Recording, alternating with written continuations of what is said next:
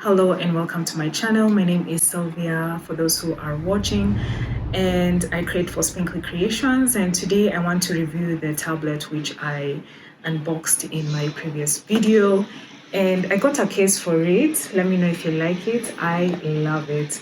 It has my favorite colors, pink and purple, and I think they just blend so well, and I love the touch of gold. So you can have a look at it. Ta-da! Beautiful.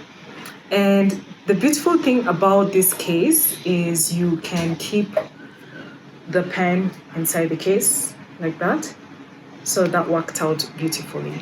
So I'm gonna be using Procreate to basically review the tablet and just teach you what I've learned so far.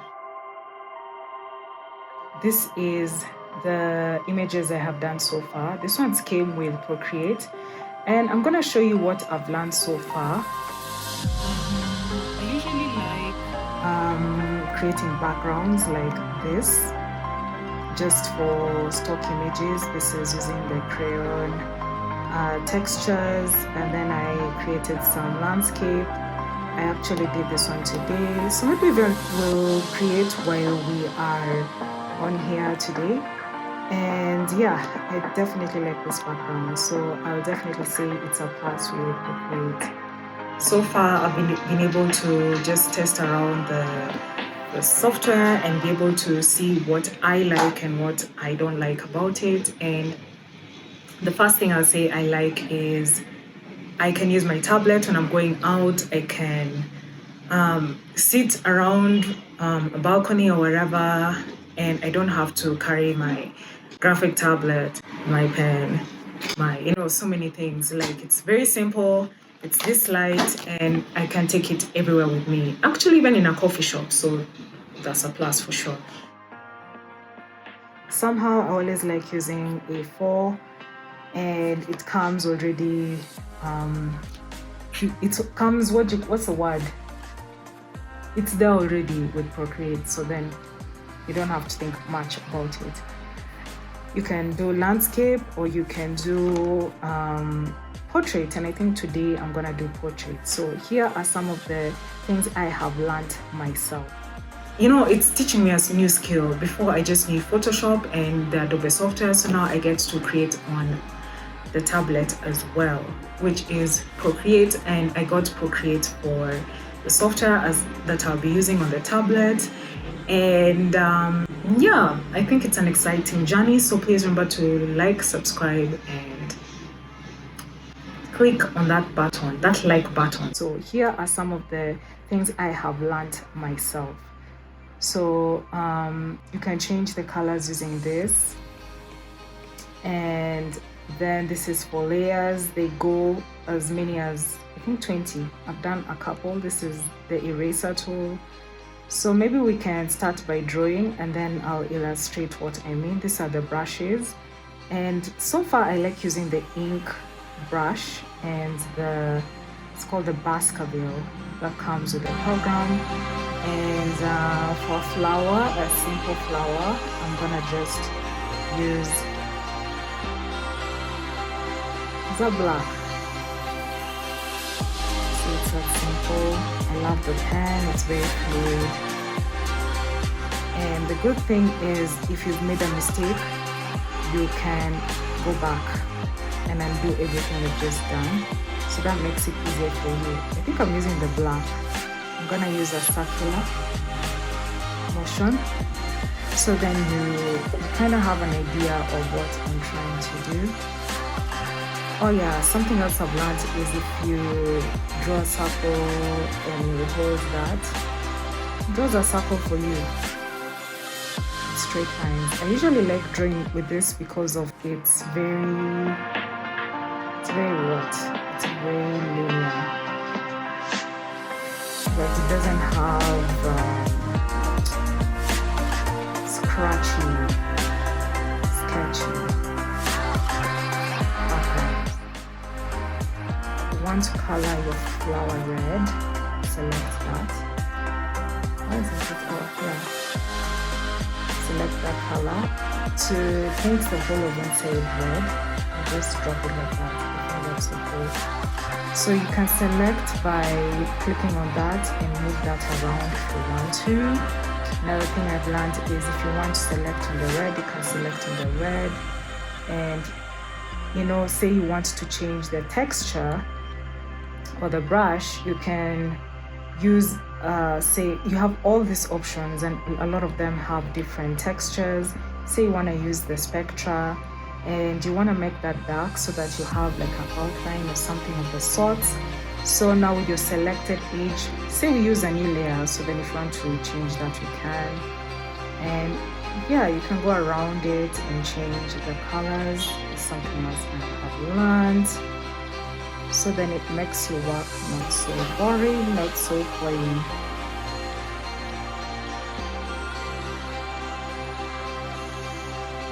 So yeah, then you shade that. Yes, beautiful. So yeah, you unselect that and you have you can hide it like that. And if you want to delete, you can delete from there. You can duplicate the layer and you can lock it, so then it doesn't move around. If you want to work with other layers, that's how you lock it there. Another cool thing is you can change this, because I know this is on Photoshop. You can change this shaded part to be darker, normal, screen, color dodge, and all those cool things. So that's also there. That's what I like this on. The one thing I don't like this for is because I haven't figured out the gradient, but I just wanted to explore it myself and then figure out what I have learned on my own. And what I haven't learned, I'm just gonna go online and figure out how to do stuff. See, that's what happens if you color a layer that's not selected or covered by the shade. So then always remember to do that. And then now when you want to create the stem of the flower, you can do that as well. And remember, my favorite one is this. You can also use sketches, which are also cool, but just go around and play with the brush tools if that's what you want to use. And yeah, you've got a simple, nice flower. And we can color that green.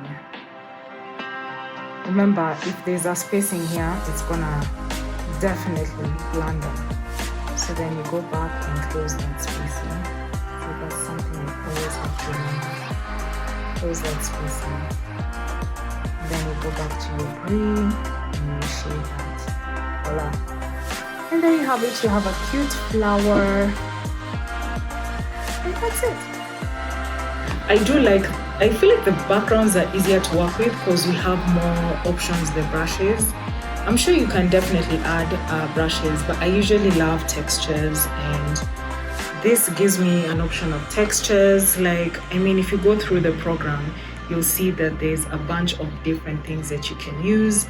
What else have I learned? I also know that there's this, so you can insert a file. Say you want to draw from a photo, you can insert a photo. And you want to use this, you can do that and draw over. So I also like that, but we don't want to do that now. So undo. What else have I learned? I don't know how to use this. I haven't really used this, but this is like the noises, the motion blur, the curves. I know how to use that on Photoshop, so I'm glad they have that there. I also, this thing deletes. Where is it? Undo. They're gone. I also like this because of, say you have hard lines like this. Then if you use this, then it just smudges it. It's like a smash tool. Then yeah, like I said, this is the eraser tool. This is it. This is for color. So you can just undo and do this. I've learned that you can also zoom in. I thought you can zoom in with this here. There you go. You can go there.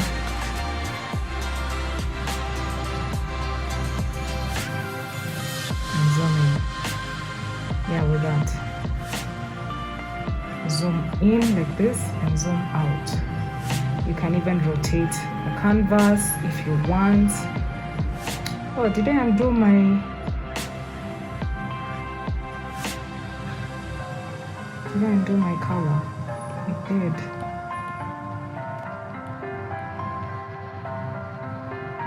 There, so my flower for the day, my art for the day. You can see that it makes it very easy to draw. I can't say I'm struggling because this is something I've taught myself so far. I haven't looked at videos, I haven't gone online. And I feel like it's very easy to adapt to, especially if you know Photoshop and you've been doing digital art. So get into it and get yourself a tablet. I think it's great. It's a great space. I haven't had an issue with adding layers because I had some of the iPads.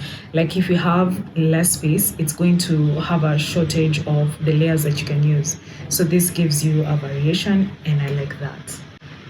So I don't know, I'll say I love Procreate and it's easy to work with. And my pen is also amazing. If you want to charge it, to just snap it there and it says Apple Pencil charging. I don't have to remove the case, I don't have to remove anything. Very practical for me. And I feel like it's always at 100% because of that's where you place the pen. Like it's very rare that it goes offline. So yeah, amazing, so cute, love it. Let me know what you think, comment down below, and if you have the same iPad, let me know your reviews as well.